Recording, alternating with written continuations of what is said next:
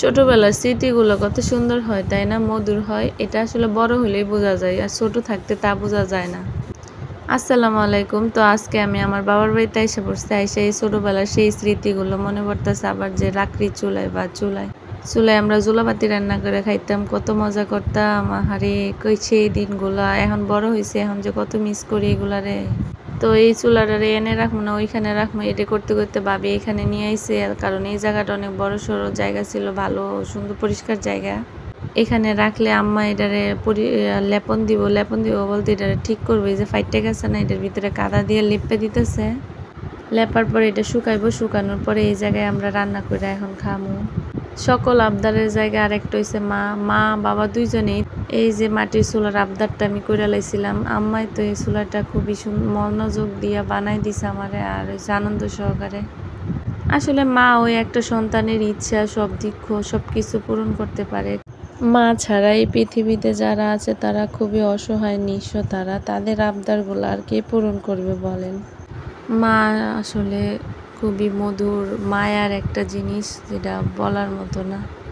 তো আম্মা আমার চুলাটারে খুবই সুন্দর করে লেপে দিতেছে। তো আমি এদিক দিয়ে চুলা লেপতে লেপতে দেখি যে এদিকে আমাদের গাছে অনেকগুলা কাঁঠাল আইছে। কাঁঠালগুলো আমি দেখতেছি, এইবার এই গাছে এখানে অনেকগুলা কাঁঠাল আইছে। এই গাছটাতে আইছে কাঁঠাল, আর ওই যে এই গাছটাতে আইছে, এই গাছটাতেও অনেকগুলা কাঁঠাল আইছে। এক জায়গায় একদম বেশি করে আইছে, মানে এক ডালে 4-5টা করে কাঁঠাল আইছে, কিন্তু জায়গায় জায়গায় আসে নাই।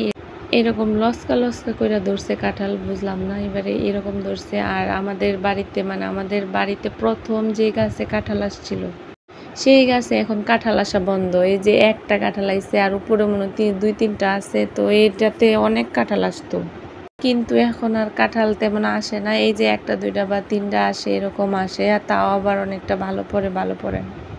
তো আর কি, কাঁঠাল দেখতে দেখা যাইতেছে। এখন কাঁঠালের সাথে আইতেছে আবার আম, লিচি। আমাদের বাড়িতে মোটামুটি অনেক গাছই আছে, যা আম্মার হাতে লাগানো সব গাছ বিচি। আম্মাই এই গাছগুলো সবগুলা নিজের হাতে লাগাইছে। আমাদের বাড়িতে আবার মোটামুটি অনেকগুলা ফলের গাছ আছে, প্রায় সব রকমেরই। তো আম্মা এগুলো বিচি লাগায়া হয়েছে, চারা কিনে আনে নাই। আমরা যে ফল কিনে খাইতাম, তখনই ওখান থেকে আস্তে আস্তে বিচি লাগাইতে এই ফল গাছ লাগানো হয়েছে। এই যে আমি এখানে আবার ডোনাট বানানো শুরু করে দিছি, চুলায় রান্না করা এই যে চিকেন ডোনাট। তো আর খুব ভালো লাগতেছে যে মাটির চুলাতে এগুলাতে আবার রান্না শুরু করে দিছি, সেই ছোটবেলার মতো।